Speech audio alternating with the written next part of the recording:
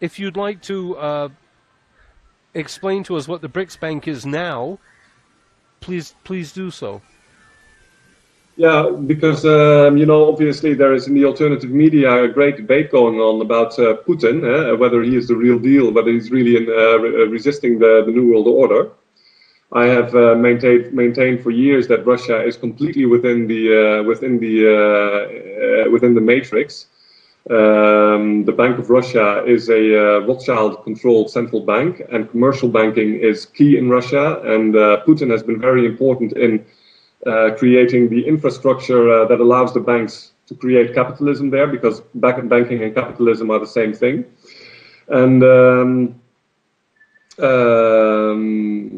we know this famous quote by Rothschild, give me control of a nation's money and I do not care who makes the laws.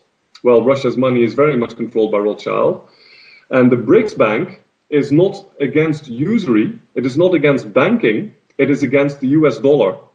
And I look at the current events as the planned takedown of the US empire.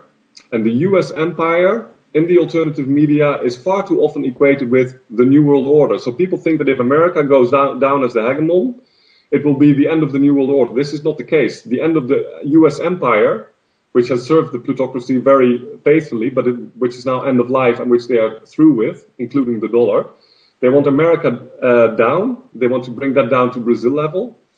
And they want competing empires, say Russia, America, China, Brazil, and a few other lesser nations, but more on an equal footing. And these blocks will then converge towards world currency and world government ultimately. But Putin is doing exactly what the bankers want him to do. They want this managed conflict between the United States and the Shanghai Cooperation Organization. And the BRICS Bank is only aimed at ending the dollar and ushering in, and this is very important, the new gold standard, because the bankers have been planning for decades now a new gold standard as the kosher monetary reform after this horrible credit crunch that we've been through and this horrible debt crisis. And they will say that gold will limit the capacity for lending for governments, but it will do nothing to end scarce money and usury. And it will do nothing to even slightly lessen their control. So the BRICS Bank, to my mind, is a complete money power operations, if ever we saw one. Well, there's enough animosity towards America. We'd almost welcome a new world order without America, which is probably a huge mistake to make. But interesting take you gave us there. You know, on a separate note, let me ask, how much of our currencies do you think is counterfeit? How do you mean counterfeit? Not made by the issuing bank that says it's the issuing bank. You mean counterfeit notes in circulation? Yes, yes, yes. Well, I think it differs per country. In the United States, it's well known that, for instance, the $100 bill is that there is a great amount of counterfeited bills in circulation. In Europe, I think I can't really believe that there is much counterfeiting going on here. The euro bills are very complicated to copy, but obviously the powers that be would be able to print whatever paper they'd want to. But why would they? Because they have the banking system, so they say that they are completely in control of the amount of money in circulation.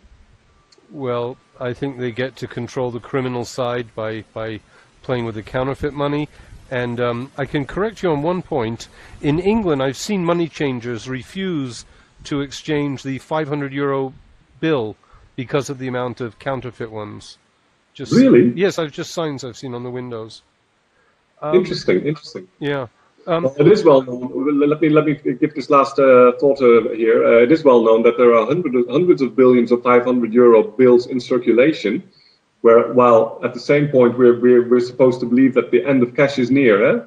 But we have hundreds of billions of €500 bills in circulation, and obviously there's only one reason why they are circulating, because the euro wants to be able to finance the international drug cartel, criminality, black money, etc., etc. No doubt about that. You know, the Quran seems to me to have, the Sharia law seems to have all the economic laws. It's so sensible. They also ban gambling, which is a form of worship of money. And curiously, they ban insurance companies, and insurance companies in the West are really our sovereign funds. They're dictating, the rise and fall of countries at a whim. And It's a complete hoax. excuse me. Continue. I said it's a complete hoax, insurances, but please continue, Morris. I was interrupting you. Well, not at all. Yeah, I mean, they're a complete mafia. They're a police force. People have very little idea just how much evil they are. It's nice to hear a kind of academic person like yourself who's savvy and streetwise at the same time. It's unusual. Mm. Thanks. Yes, indeed. Yeah, Iran has to insure its ships while under sanctions. Yes. Because it knows the Western insurance companies will sink them if they're not insured, and that's sort of how they conduct the world. Yes, exactly. Yeah.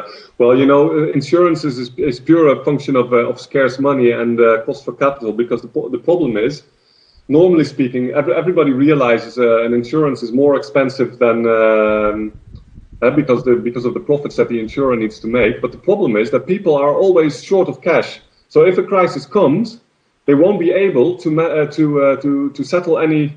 They won't have sufficient cash to deal with the crisis, and therefore they are forced into insurance, which even costs them more money. But if there is no scarce money, and if there's plenty of credit, and if there is no sucking away of life force through usury, then the risk of, for instance, a house going down through fire, etc., is just too small. And if it should happen, then people should have money to fix things, and then insurance would just be irrelevant and not necessary. Well, in a society without insurance, we would have to trust each other far more. Exactly, that's another major point, of course. Yes. We would have to work together. Yes. Which is very much what we want to do and should do, but scarce money and usury and this artificial scarcity of everything that we have, this creates this ghoulish attitude of people towards each other, and it's really completely fundamental in the breakdown of the social order, in the breakdown of human relations, the ongoing struggle between men and women. It's all because this great stress of survival, which is purely artificial, is relegating everybody to managing his own affairs and looking out for his own thing instead of working together, and it's very sad. We're becoming overheated. It's the end times, and it's all very related to a concern for oneself and obliviousness to everyone else. Just too much usury, and the usury is just symbolic of the mentality. Enforced materialism. Yes, exactly. And usury is really the Mammon's favorite tool, Satan's favorite tool. The Quran says that also, by the way, that the Dajjal, the adversary, his biggest weapon is usury. Okay, well, Anthony, let's stop there. I've got tons of work to do now. Okay, excellent.